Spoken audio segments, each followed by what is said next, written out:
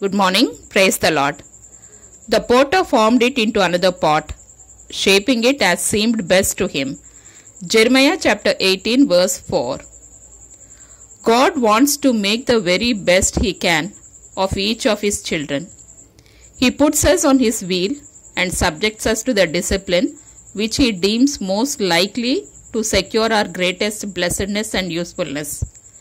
But alas, how often He finds a marred vessel left on His hands when He desired and sought perfect beauty and strength.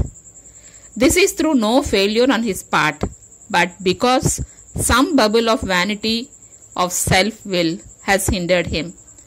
When this has been the case, He does not cast us utterly away, but puts us afresh on the wheel and forms us into another pot. If He cannot do what He desired at first, He will still make the best of us. Yield yourself afresh to God. Confess that you have marred His work. Humbly ask that He should make you again as He made Jacob, Peter, and John.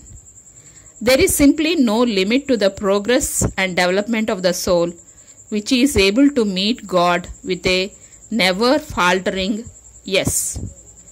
Be very prompt to obey all that He may impress upon you as being His holy will. Let the lifelike clay in the potter's hands be plastic to the maker's touch. There is no type of failure that He has not taken hold of and remade it.